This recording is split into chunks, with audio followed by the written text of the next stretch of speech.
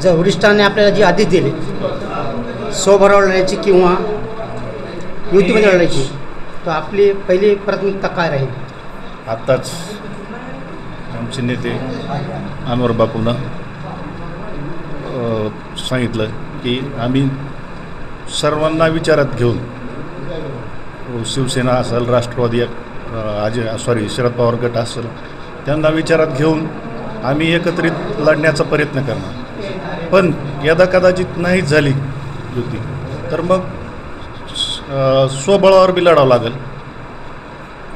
आणि दुसरा प्रश्न असा आहे की जे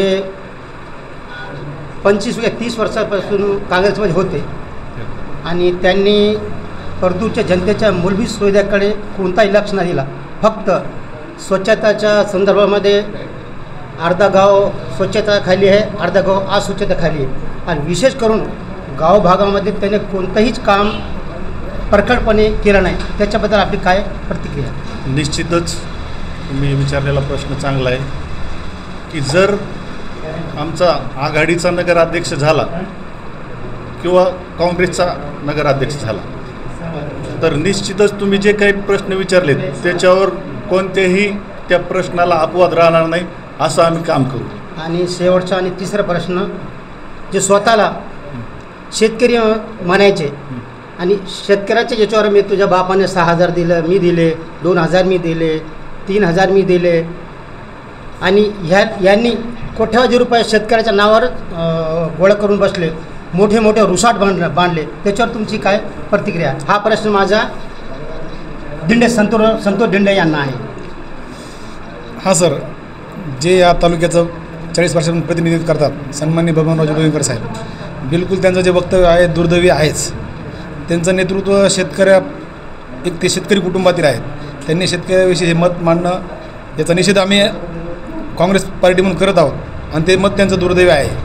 कारण की जी योजना आहेत, पंतप्रधान निधी योजना असेल, लाडकी बहीण असेल, ही व्यापारी, शेतकरी, मजूर, कष्टकरी सर्वांच्या टॅक्समधून पैसा जमा होतो शासनाकडे आणि तो पैसा लोकांच्या मदतीकरिता, विकासाकरिता यूज केला जातो. त्यांचं जे शब्द आहे हे आम्ही देतो, हे शब्द त्यांचा नक्की चुकीचा आहे असं आमचं ठाम मत आहे. लक्ष्मी दिंडे यांनी जे प्रश्न, आपलं नाव?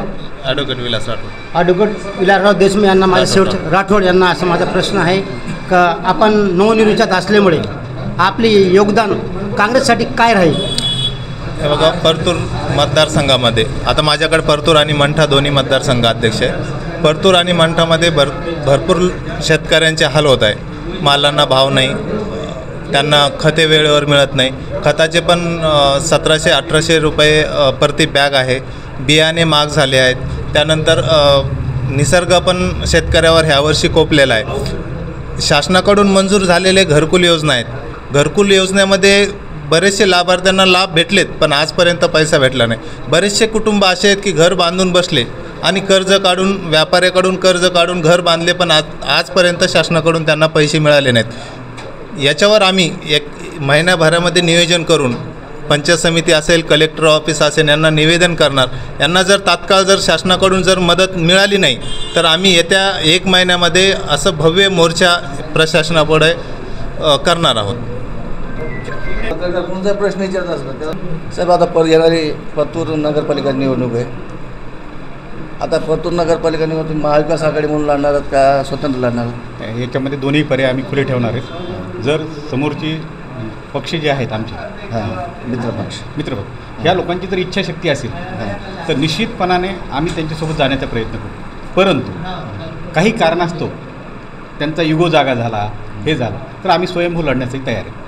अच्छा, तर आज जी अगर तशी हे आली